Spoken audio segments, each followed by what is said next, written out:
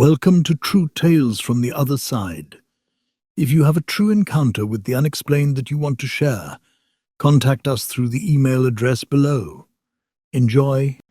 I used to work the closing shift at a factory about 40 miles outside of town. By the time I clocked out, grabbed my stuff, and hit the road, it was usually creeping up on midnight. The drive home was long and dull, just a two-lane highway cutting through miles of pine trees and farmland. Not much out there except dark fields and the occasional flicker of porch lights way off in the distance. That night, I was more wiped out than usual. I don't even remember why. Maybe the shift dragged, maybe it was just one of those days. I wasn't paying attention like I should have been. And somewhere around the halfway mark, the low fuel light blinked on. I swore under my breath. Out there, gas stations don't just pop up every few miles. You miss one, you're in for a hike. I kept driving, trying to convince myself I'd make it to the next town, but every passing mile just made me more anxious. It was dead quiet.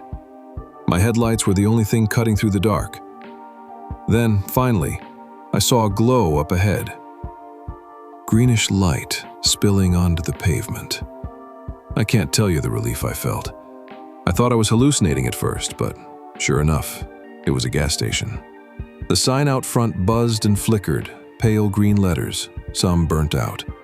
I slowed down, pulled in, and immediately had this weird feeling like I'd stepped off the map. I'd driven that stretch of highway dozens of times. I should have seen this place before, but I hadn't. Not once.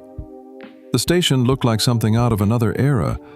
The gas pumps were these old-school monsters, chrome and glass with ticking dials. A little bell chimed when I rolled up, like something out of a black and white movie. I stepped out, stretched, headed inside. The door creaked open. Sniffs audibly, subtle disgust.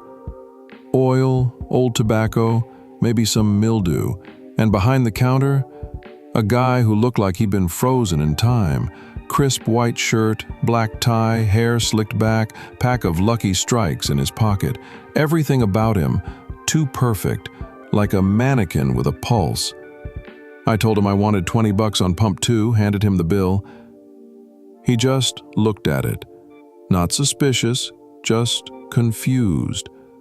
Pause, slow, like he didn't quite recognize it.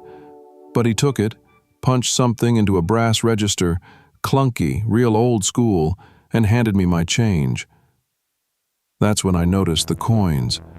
They were heavy, cold, not the flimsy stuff we use now, and every one of them was old. Silver quarters and dimes, stamped from the 60s. I pocketed them, trying not to overthink it, and stepped back outside. And then, things got even weirder. 2 cars were parked at the other pumps. Neither had been there a second ago. Slight disbelief. One was a turquoise Chevy Bel Air, spotless. The other a dark green Ford Galaxy. Both of them looked brand new. And the people? One guy wore suspenders, a fedora. The woman with him had a polka dot dress, cat-eye glasses, even gloves. They didn't look at me, didn't see me. They moved like I wasn't even there. I started pumping gas.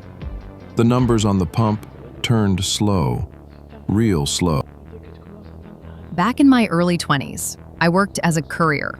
Mostly small packages, documents, the occasional last-minute contract that someone had to have downtown in 30 minutes or less. It wasn't glamorous, but I liked the freedom. No desk, no boss breathing down my neck, just me, my car, and the city. After a while, I got to know the streets like they were veins in my own hand. There was one shortcut I used almost every day. It wasn't on any map I ever saw, just this narrow side street tucked between 2 bland office buildings. No sign, no name, but it cut around one of the worst intersections downtown. And for someone on a schedule, that was gold. I must have taken that little detour 100 times. Then came this one afternoon. It was late, maybe around 5, and the light had this weird off feeling. like the sun dropped too fast behind the buildings, and suddenly everything was tinted yellow, like a photo filter no one asked for. Didn't think much of it, just figured it was haze or pollution or whatever. But when I turned onto the shortcut, it wasn't the same street anymore. The asphalt was gone. Gone. Instead, I was driving over old cobblestones, slick like they'd just been rained on. The modern office buildings were nowhere in sight. In their place were rows of old brick storefronts, 2, maybe 3 stories tall, with faded awnings and wooden signs that creaked overhead in the breeze. And the people. The sidewalks were full, but everyone was dressed like they walked out of a history book. Wool coats, high-waisted trousers, fedoras, women in long skirts and gloves. I even saw a couple of kids chasing each other, wearing knickerbockers. Actual knickerbockers. I slowed the car way down, crawling forward, trying to process what I was seeing. People kept walking around me, across the street, right in front of my bumper, but none of them looked at me. Not one. It was like I wasn't even there. And it was quiet. No cars, no horns, no buzz from traffic on the main road. Just the sound of footsteps on stone and the occasional ring of a bell when a shop door opened. Then I saw him, a man with a newspaper tucked under one arm, walking right past my windshield, and I caught the headline, "War in Europe Escalates." The date on the paper was June 12, 1940. My stomach dropped. I felt this surge of panic. I wanted to hit the gas, just get out of there, but the street just kept going. Block after block of storefronts, old cars, people who didn't see me. It felt like no matter how far I drove, the end never came. And then, just like that, I hit the end of the block. There was a street on the right and I turned. Everything shifted. Cobblestones, gone. Storefronts, gone. Suddenly, I was back. Office buildings, asphalt, brake lights, horns honking behind me. The light had gone back to normal, just the soft orange of early evening. I pulled over to the side of the road, turned the engine off, and just sat there. I was shaking, like actually trembling, trying to convince myself I'd imagined the whole thing, that maybe I'd had a weird daydream behind the wheel or a momentary blackout But when I finally glanced at the passenger seat, there it was. A newspaper, folded, sitting right there. I hadn't brought one. No one had handed it to me. It was dry, but the paper was brittle, old. The date across the top? Quietly, seriously. June 12th, 1940. The headline was the same. The ink was faded. The pages were yellowed. It even smelled. Like a box in the attic no one's touched in years. I didn't know what to do with it. I couldn't just throw it away. So I sealed it in plastic and tucked it into a box in the back of my closet. It's still there. I've never taken that shortcut again. Even though it's still there, even though I could, something in me says not to.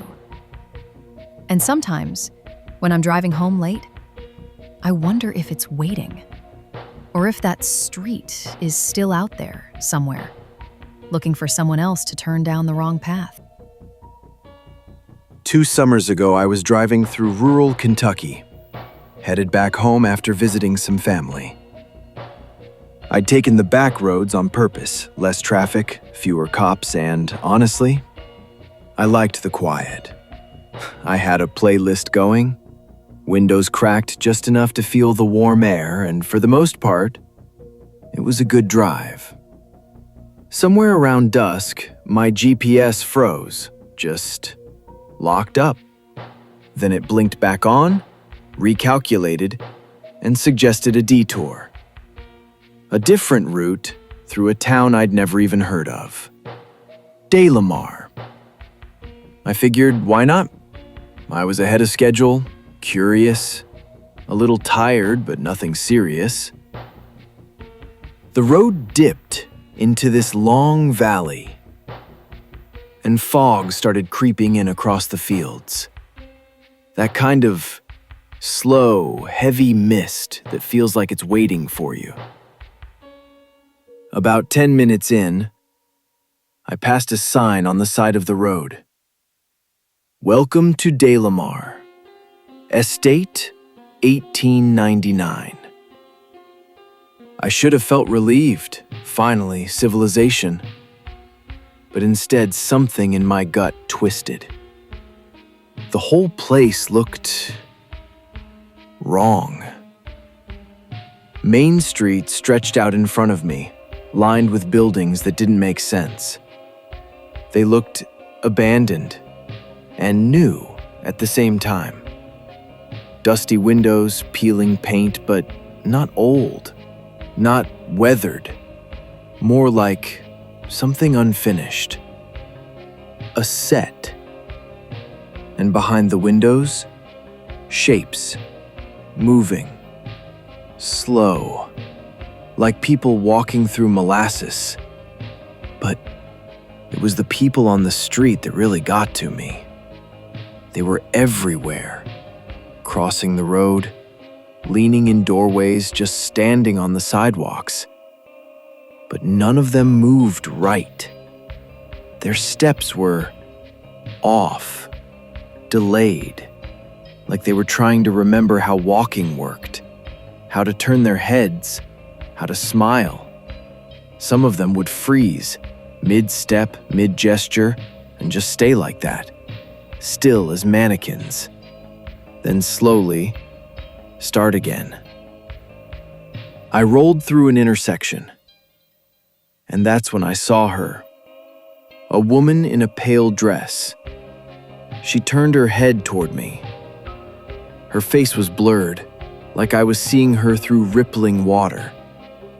But her eyes locked onto mine. Perfectly clear. Too clear. Unblinking. Sharp enough to cut. I felt my chest seize up.